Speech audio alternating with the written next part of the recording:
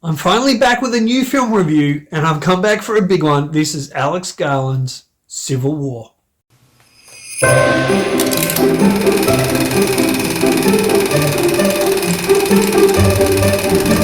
shall double our efforts.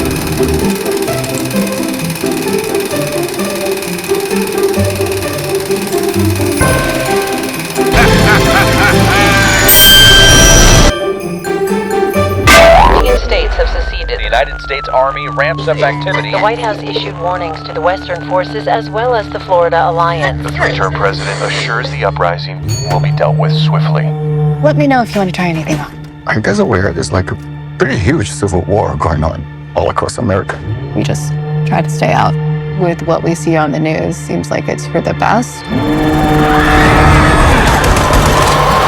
So the story takes us on an adventure across America over 800 miles as Kirsten Dunst's character, Lee, who is a seasoned photographer, takes along young photographer Jesse, played by Kaylee Spaney. They are accompanied by elderly reporter named Sammy, who's played by Stephen McKinley Henderson, and also another journalist who's got a close relationship with Lee, played by Wagner Mora. So overall, the story is about these photographers and these journalists wanting to capture the Civil War. Now, as everyone is talking about, I've watched every review you can think of, and all the reviewers will be saying the same thing in the fact that Alex Garland, the writer and director here, isn't taking sides.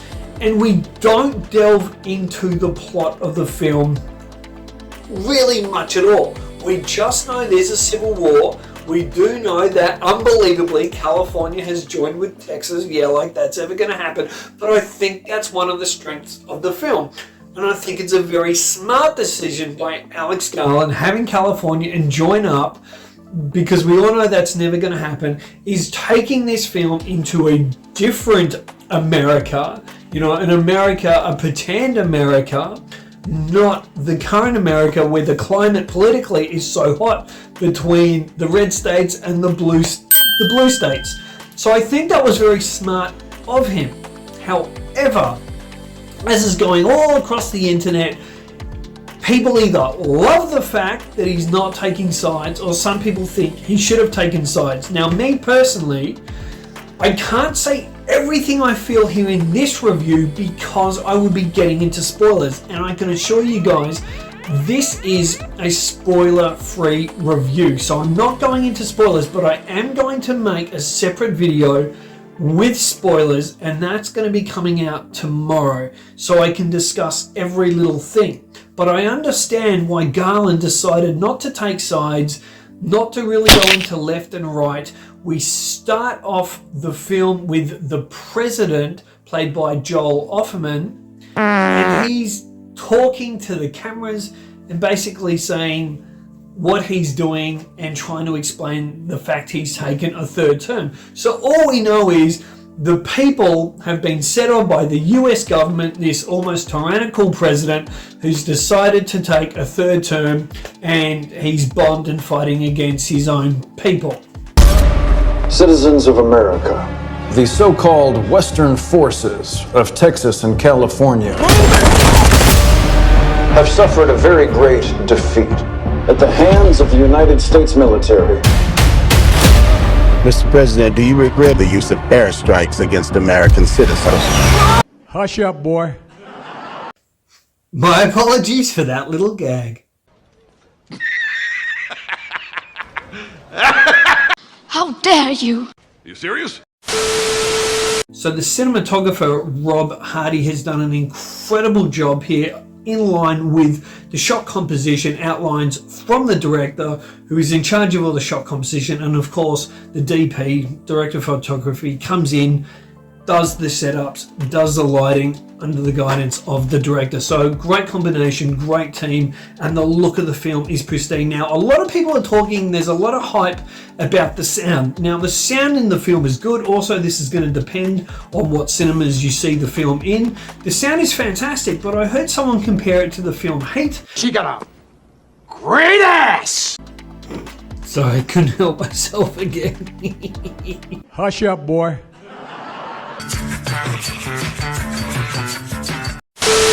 and saying that maybe they left the original sounds from the blanks being shot on set.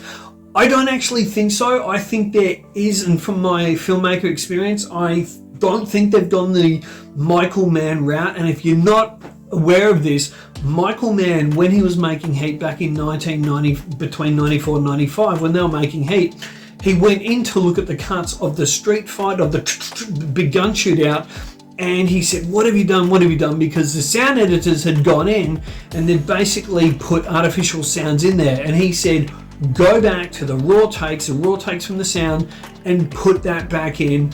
And that was basically the blanks firing. And that's what they went with in the film. And it's a similar thing I did in a short film of mine. So I don't think they've gone fully that way with just blanks. I think they have definitely added stuff, but the sounds are still good. It's not dialed up to 100 with Hollywood boop, boop, boop, sounds. It is really good. It's really effective. The explosions are fantastic. And also, I mean, for a $50 million film, I think you're definitely getting a look of a $100 million film. There's no doubt about that. So they've really stretched the budget, the $50 million, especially in the third act of the film. And when we get into an invasion scene, again, I don't want to give too much away. So I'm really going to go into detail about the last 15 minutes, especially the last 5 minutes of the film. I'm going to go into detail on that in my spoiler review, but there's just not too much I can say about that now. But what you guys want to know is, do I recommend this film? And what do I think overall of the film? I highly recommend the film. Yes, maybe I think a bit more background story was needed, why the president did these decisions, and again, I'll discuss this in my spoiler review, but why he made certain decisions, because we just kind of know him that like almost like he's a dictator, he's evil, he's bad, but we don't know the other side of the story. We don't know why he made these decisions, and I think for me, again with no spoilers, parts of the end didn't quite work with me for the reasons I can't explain here. But overall, it is a poignant telling of reporters and photographers and what they go through and the hell and the dangers of what they go through to bring the world stories in pictures. And from that, it is fantastic, especially the relationship between Lee and the young photographer as well. Her name's Jessie. Their relationship and everything that blossoms and how the characters evolve is really, really fantastic. And you can see this weird difference between them. And again, I can't say too much because the very last moments of the film is the end result of kind of their story arc. So I can't say too much, but yes, I highly recommend Civil War. It is an incredible film. I would say it's actually a great film. I'm going to go back and see it. I definitely want to see it. I want to see it for dialogue I may have missed. I want to have the story breathe more so I can relax into it. And also, when I went and saw it, the projector went out, the power went out in the cinema for about 35 minutes. The film was interrupted, so I didn't get to see it all in its glory because of that. But guys, highly recommend it. Go and see it. I think this is going to be a huge hit. I think it's going to make a lot of money. I think especially when word of mouth gets around. Go and see it. Don't wait for this on streaming. And remember guys, Blu-rays are now dying off. And to an extent, cinema is dying off. If you love cinema, you can help cinemas by going to the cinema and supporting films. And the more we get Netflix, the more we're killing off cinema. If we're just sitting home and we're watching Amazon and Netflix, etc., we are killing off cinema. So please guys, even think about cancelling your subscriptions. Go and buy Blu-rays. Go to the cinemas. Keep cinema alive. We really need it. Look at the video stores. The video stores died off. Now Blu-rays and DVDs are dying off, and next is going to be the cinema. If we don't take one for the team, give up the Netflix and the streaming, and go out and support great films like this at the cinema. I am going to give this a great film. It gets a Sex on the Beach cocktail. This is a Sex on the Beach. It's a great film. Get out and see it. But wait! There's more! Hang on to your seat, baby, cause this one's a screamer! There's one more thing I want to put a little bit of light on is the performance of Jesse Plemons, who plays this absolute psychotic soldier. We've all seen it in the trailer, and originally when I saw the trailer, I thought, oh, here we go. A film that's trying to, by Hollywood, trying to incite trouble within America, and I was completely wrong. There's some kind of misunderstanding here. What? Well, you're American, okay? Okay. What kind of American are you? You don't know?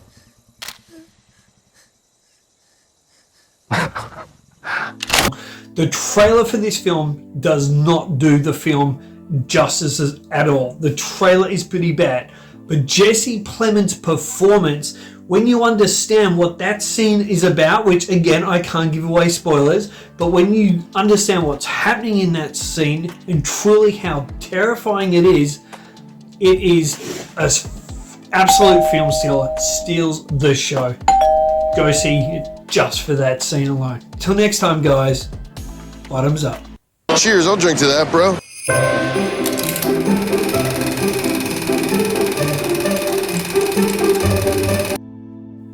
Mr. President, will you please have a third term? I want to tell you, I've been a fan of yours for a long time. Nobody like you. Nobody like you. She got a great ass!